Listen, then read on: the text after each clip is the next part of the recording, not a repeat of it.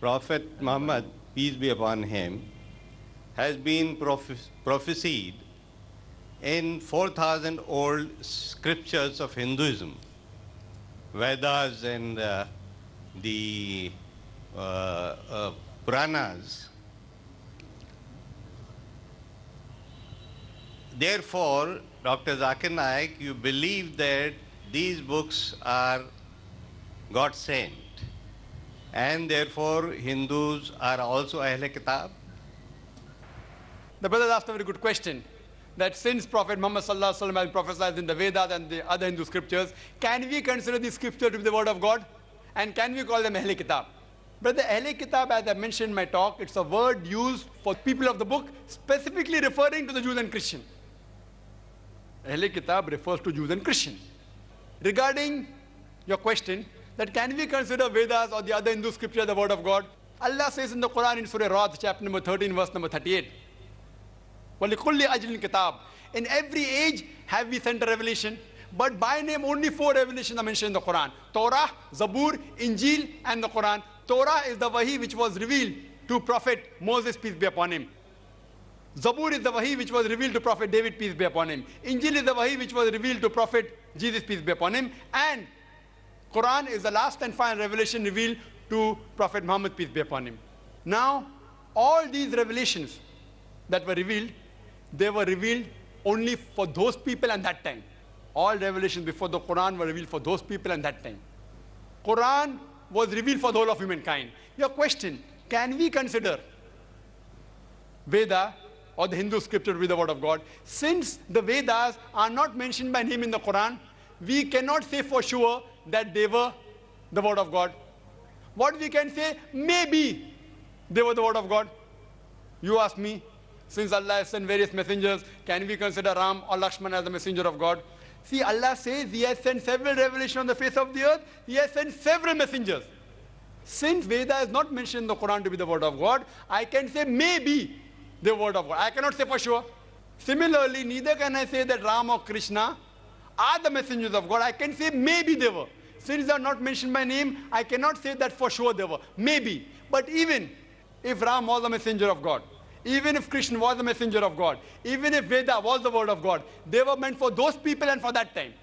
Today, whichever part of the world you are living in, you should follow the last and final revelation, that the glorious Quran, and the last and final messenger, Prophet Muhammad, peace be upon him, which is even mentioned in the Hindu scriptures as Antim Avtar.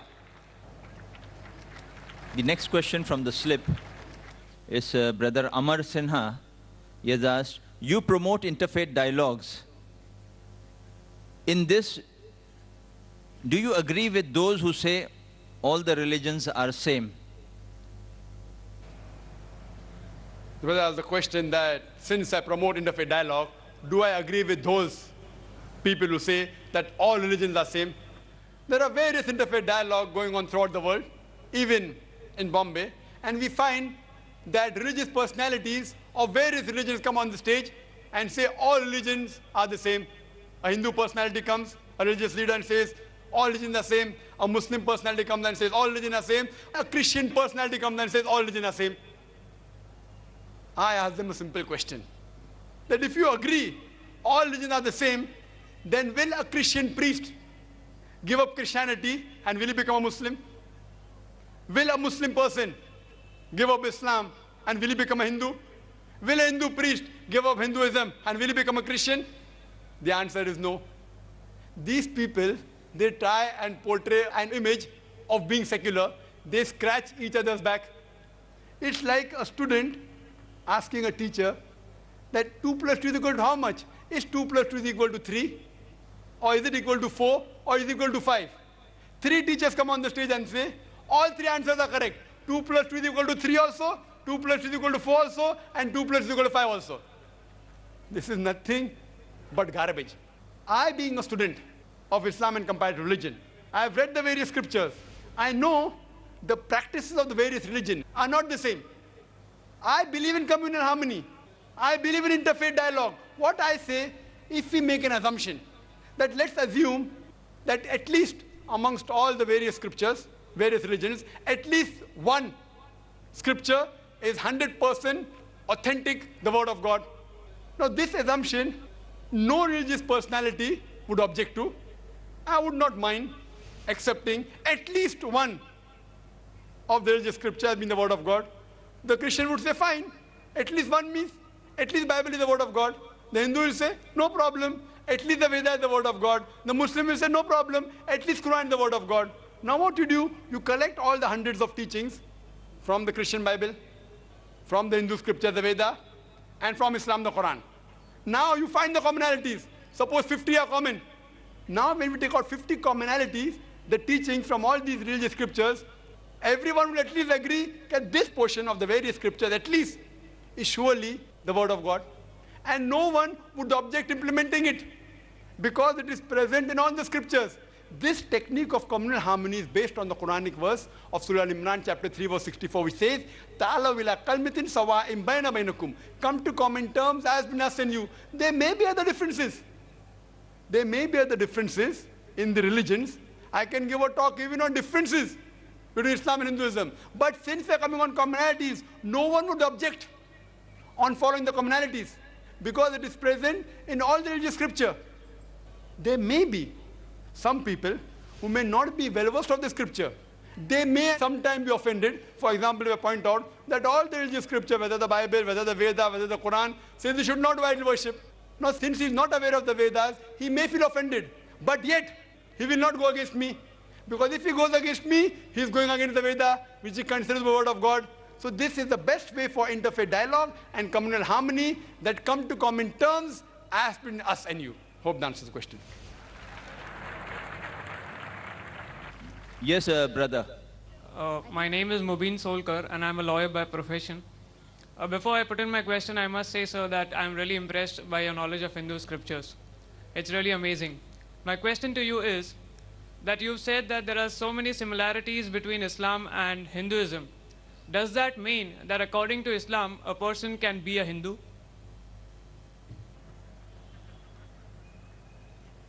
The brother asked a very critical question. That since I've pointed so many similarities between Islam and Hinduism, does it mean that according to Islam, a person can be a Hindu? Brother, if by the term Hindu you mean a geographical definition, a person who lives in India, then according to Islam, there's no problem in a person being an Indian. I am an Indian and I'm a practicing Muslim. I'm proud of my country, India, and I'm proud to be a Muslim. So no problem in Islam if you are an Indian and practicing Islam. But if you mean by the term Hindu, a person who follows the religious scriptures of Hinduism, then I've got no objection as long as that Hindu strictly follows the established truths of the scriptures of Hinduism. What do I mean by established truth? Established truth means those truths mentioned in the Hindu scriptures which have been reconfirmed by the last and final revelation of God, that's the glorious Quran. And I'm referring to Vedas and the Quran, which I talked in my lecture. Both of them, they believe that there's one God. They believe in the messengers. They believe the last messenger, Prophet Muhammad sallallahu alaihi wasallam. They believe in the hereafter. If they believe in all these established facts, I've got no objection. But if you tell me, no, a Hindu is a person who believes in everything what is mentioned in the scriptures, then I, being a student of comparative religion, I don't agree. Why? It's not possible for a Hindu to believe in all the teachings in the Hindu scriptures, because many a time the teachings of different scriptures of Hinduism, they contradict. Many a time the same scriptures, Rig Veda, they contradict themselves. Manusmriti, they contradict themselves. For example, one place it says that you should not have pork. One place it says that you should have pork. So person cannot follow contradicting statements simultaneously.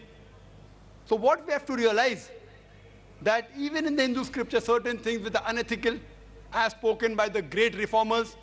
They believe in caste system, which Raja Ram Mohan Roy, Justice Ranade spoke against. They spoke against the sati system, that the wife should burn in the funeral pyre of the husband. So these things a person cannot follow.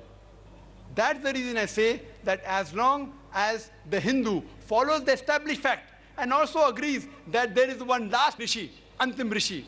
When Buddha came and he tried to purify Hinduism of the superstition, many people went against him. Then how come he is coming to purify the Vedas? Later on they agreed that he was the 23rd of the 24 avatars. They even agree that he was the 9th avatar of Vishnu. Similarly, when you read the scripture, it talks about Muhammad sallallahu alaihi wasallam is the 24th avatar. He is the 10th avatar of Vishnu. He is the Antim Rishi. So if the Hindu believes in the established facts, believes in Muhammad sallallahu alaihi wasallam as the messenger of God, believes in one God, believes in the hereafter, there is no problem in him being a Hindu. Just a minute as I close the program. Though Dr. Zakir would love to answer questions, I think for another 1, 2, 3, 4 hours, the rules here do not permit us to continue. I have got a final ultimatum to close the program. If you have any further questions on the topic, or on Islam, or on comparative religion, you are most welcome to get in touch with the IRF or attend our lectures followed by open question and answer sessions, which we have after any kind of lecture on Saturday at 4 p.m., every Sunday at 10:30 p.m. for gents, and on Monday for ladies at 3 p.m. Those who have not filled up the guest registration slip are kindly requested to do so at the registration counter while leaving, so that you can be in touch and we may be able to inform you of our program. Lastly, we thank Allah subhanahu wa ta'ala for making this program possible. On behalf of the IRF and our organizing committees, I thank all our guests, the press, and all the professionals who are involved in the running of this program, as well as our staff and volunteers, and all persons who have helped us in making this program successful, especially with the help of Allah subhanahu wa ta'ala. Jazakallah. Assalamu alaikum.